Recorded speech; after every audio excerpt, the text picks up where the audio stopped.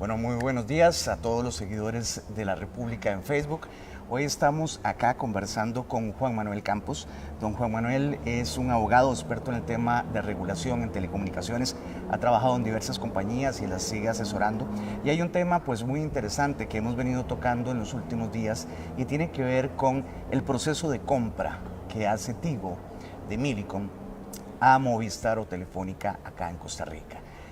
Son 2.300.000 usuarios, según los últimos datos de Sutel, que lamentablemente, hemos de decir, nos tiene con datos de 2017. Ha pasado más de un año y no sabemos qué sucede con el mercado de telecomunicaciones porque Sutel no ha sido posible que presente datos actualizados, pero entonces suponemos todavía que son 2.300.000 usuarios de 2017 que están pensando qué hacer en este momento. Me mantengo, me quedo, me voy. Tenemos la portabilidad numérica que me permite cambiarme de un operador a otro. Para probarlo puedo hacer 6 veces al año. Es un proceso gratuito, dura 2 días en promedio. Y entonces lo que queremos es conversar con alguien como Juan Manuel. Para primero, gracias por aceptar la invitación, Juan Manuel, y preguntarte, si yo soy un usuario Movistar en este momento, ¿qué es lo que debería hacer? Bueno, primero, buenos días y mucho gusto y gracias por la invitación. Bueno, básicamente en este momento tenemos que segmentar dos tipos de clientes que hay en la operación, que son los pospago y los prepago. Los pospago uno asume que hay también diversidad de opciones, hay pospago sin permanencia mínima, Claro. que son contratos únicamente para sin teléfono. Planes libres también Planes que libres, tienen correcto. ahora, ¿verdad? Y eventualmente ellos tienen siempre la disponibilidad de moverse a cualquier red, digamos, en ese campo.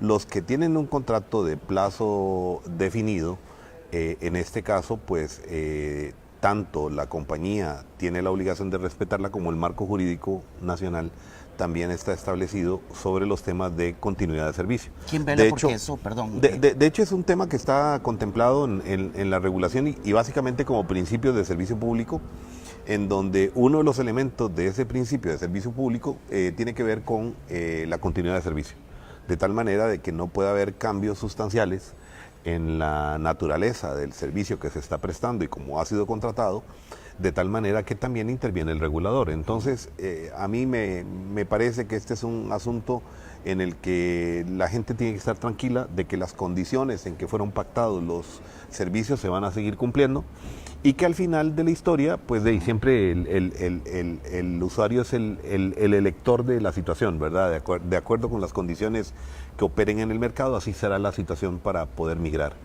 Ok, en este sentido, como nos decías, hay dos tipos de usuarios, el prepago, que más fácilmente pues, puede cambiar a otro operador, y el que está amarrado de alguna forma a el operador porque sacó un teléfono, ¿no? Y básicamente, pues cada mes que paga su tarifa, una parte de la tarifa va para pagar el teléfono que le dieron y la otra por el servicio. Así es.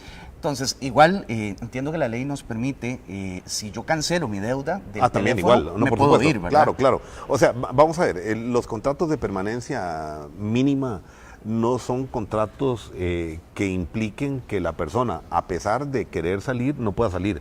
O sea, las condiciones pactadas simplemente son las de pague la diferencia del contrato y puede migrar hacia cualquier otra red. En este caso, obviamente que lo que está de por medio es el financiamiento de un terminal y las condiciones pactadas ahí, pero obviamente uno puede darlo por terminado en el momento correspondiente pagando la diferencia que pueda estar en ese momento. Le recordamos a la gente que nos sigue en este momento que si tiene alguna consulta nos puede escribir aquí en el feed del Facebook Live, nos puede enviar las consultas por acá y con gusto pues trataremos de que don Juan Manuel las pueda responder y si no pues posteriormente lo estaremos haciendo en una nota también que preparamos sobre esto. En este sentido, ¿de dónde sale Tigo, Juan Manuel? Cuéntanos un poco porque la gente conoce a Tigo como un proveedor de televisión y de cable. Tiene una larga historia de cómo llegó acá porque empezó siendo en el 82 Cable Color, llega una empresa estadounidense, Amnet, le compra la operación, luego ya por el 2000 llega Tigo, que es de Millicom, que graciosamente Millicom tiene una historia en Costa Rica, ¿verdad? Que fue el primer operador celular, pero bueno, en ese momento hubo una circunstancia especial. Que tal vez nos cuentas. ¿Cómo es Tigo y qué es Tigo a nivel mundial? Es una empresa grande, importante, porque todo el mundo conoce a Telefónica, pero en Tigo, pues aparte de la operación local, ¿en qué países está? Bueno, lo que conozco de la operación es que es una multinacional de origen sueco, que tiene operaciones en distintas partes del mundo, principalmente en América Latina.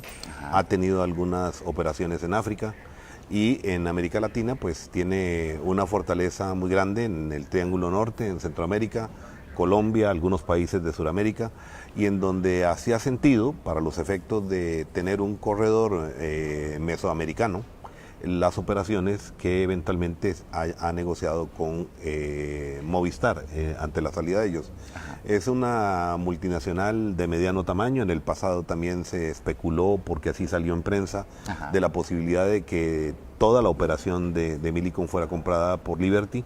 Ajá. De hecho, inclusive, según lo que se relató en medios de prensa, estuvieron en conversaciones Sí. por largo tiempo y al final de cuentas la situación no prosperó. Y tenemos de una compañía que está en el juego de oferta y demanda y que en esto tampoco nos debería de asombrar que de repente cambien actores, como está sucediendo en el mercado costarricense y como sucedería también en el mercado internacional, porque básicamente la dinámica de los mercados es esa, básicamente, ¿verdad? Nos pregunta aquí Josué Cedeño, ¿cómo se hacen cambios en contratos? ¿Eso debe permitir romper relaciones y quedarse sin contrato o permanencia?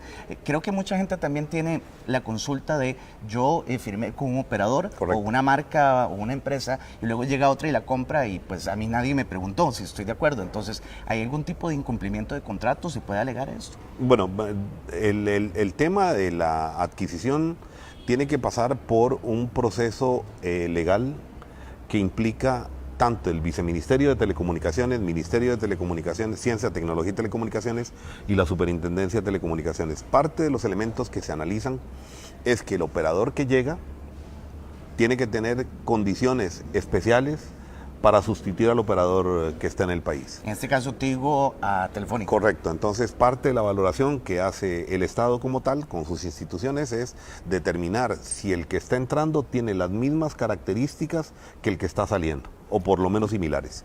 De ahí que parte de los elementos que se analizan también es la continuidad de los servicios, de tal manera de que el hecho de que haya una sustitución de la marca no implica necesariamente un rompimiento de la relación contractual, porque precisamente parte del análisis que se hace en el mercado es que las obligaciones como los derechos van a ser sustituidos por el nuevo entrante, de tal manera que no sería un elemento que está contemplado tanto ni en los contratos ni en la regulación el hecho de un rompimiento unilateral, que en todo caso debería de llevar a un tema principal. O sea, si yo rompo un contrato unilateralmente, siempre tengo una obligación de pago en caso de ser un pospago. Exactamente. Una penalidad. En la hipótesis de que eventualmente uno dijera, bueno, hay un rompimiento unilateral, siempre tengo la obligación de pagar. Y el que sustituye, en este caso el operador que sustituye al otro, tiene el derecho de cobrar los dineros correspondientes. Por eso no le veo mayor problema a este asunto. Yo pienso que al final de la historia esto se resolverá bien. Inclusive los planes tal y como fueron concebidos y como fueron contratados se respetarán hasta el final de los contratos. Obviamente que implicará que a partir del ingreso y que quede aprobado por las autoridades regulatorias nacionales, habrá toda la posibilidad de que haya nuevos planes y nuevas propuestas en el mercado, que eso es lo que precisamente hace la dinámica de competencia. ¿Qué lleva a una empresa como Telefónica a tomar esta determinación? Porque no solamente fue Costa Rica, Telefónica hace su salida de Centroamérica, vende parte de su operación en El Salvador y Guatemala a Claro, que es competidor acá también y pues en esos países, y pues hace lo que es un combo, como llamamos, de Nicaragua, de Panamá y de Costa Rica, y es Tigo el que la adquiere. Tigo también tiene operaciones muy fuertes en Guatemala, por ejemplo. Entonces, hay posibilidades de que esta compra no sea aprobada.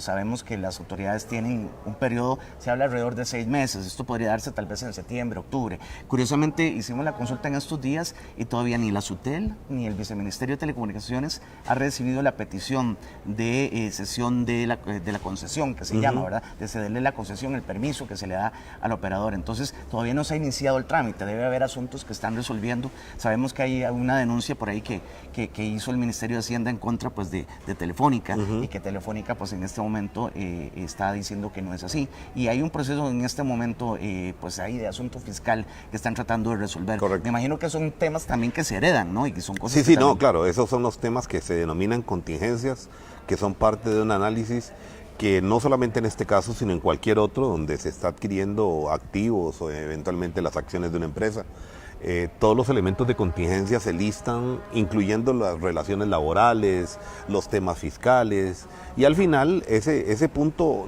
inclusive no es un asunto de mayor trascendencia para las partes, porque en la negociación queda específicamente identificado el obligado. Y como en este caso hay una hipótesis y hay un principio de inocencia también con el que hay que trabajar, que es el caso de que no se ha demostrado ningún ilícito, hasta tanto los tribunales eventualmente no lo lleguen a demostrar, hasta ese momento no saldría la obligación. Entonces, para los efectos del caso, esto es un tema futuro que estaría resuelto obviamente desde el punto de vista de lo que las partes pudiesen haber negociado en contingencias, porque sería muy difícil que no lo hubiesen abordado, sabiendo que de antemano salió en el país.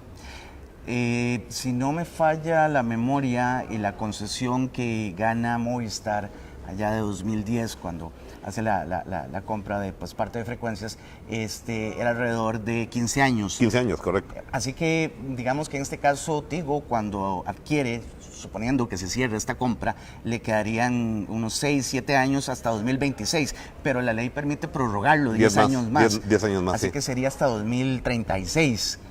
Vamos a ver, si en total son 25, 15 más 10, bajo las condiciones que están pactadas tanto en la ley de telecomunicaciones como en los contratos correspondientes. Hay un elemento que se abordó, que usted lo mencionó y que creo que es bueno referirlo, en el sentido de que si hay alguna condición por la cual esta adquisición de una compañía por la otra eventualmente no fuera aprobada. Según la experiencia mía, las condiciones están dadas para ser aprobados porque no hay un cambio significativo en las cuotas en el mercado. Básicamente porque en el caso de Millicom no están en el mercado móvil, y ese mercado no va a sufrir ningún impacto importante con la adquisición que haría la compañía entrante. Las cuotas de mercado quedan igual, entonces no hay elementos de concentración que vayan a distorsionar eventualmente alguna posición dominante en el mercado. Queda exactamente igual, y de ahí en adelante, pues obviamente que quedan esos elementos. Otra pregunta que quedó sin responder tiene que ver con los elementos que llevaron a la decisión a Telefónica para vender sus operaciones en la región.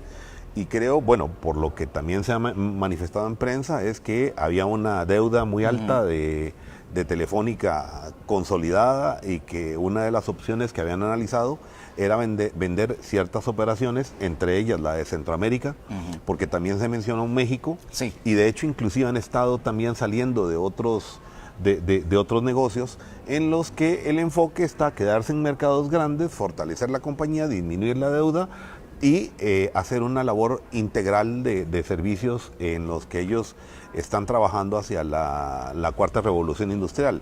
Es difícil la situación en el mercado mundial, pasa porque hay algunas compañías que son muy exitosas, otras que de repente las golpean las crisis económicas en los diferentes países, pero volviendo al tema en concreto, creo que estamos ante una situación que el mercado muestra también su madurez, en el sentido de que hay un elemento muy importante, y es que el país resulta atractivo para la inversión privada extranjera en el sector de telecomunicaciones, porque así como sale una compañía de gran renombre, entra otra compañía que ya está basada en el país y que también quiere estar en Costa Rica en ese mercado. Entonces, me parece que ese es un buen síntoma de madurez del mercado después de la apertura del año 2008.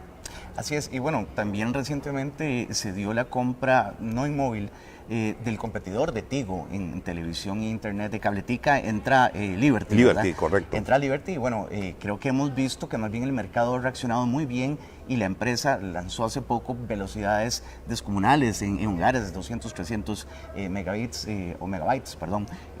y también pues paquetes muy atractivos que han forzado a que Telecable fue intentado comprar por Tigo. Correcto. Y que fue una compra que en el pasado cercano, sí. Efectivamente, en 2015 me parece, y que no se aprobó porque ahí sí sumaba más participación de mercado, y pues creo que la ley dice que no se puede tener más del 50% por ahí, ¿verdad? Bueno, en realidad ellos lo que ven son índices por población. Por población y distrito, y en aquel momento la SUTEL determinó que dadas las concentraciones que había en el mercado en ciertos lugares, la operación que iba a tener consolidada Tigo iba a representar un operador dominante con un peso muy importante en los mercados, de tal manera de que para efectos de competencia, sobre todo considerando que en aquel momento, y me parece que aún Telecable está en estas condiciones, era un disruptor de precios en el mercado, y no era conveniente aprobarla, pero bueno, de todos modos ya eso es parte de la historia, ¿verdad?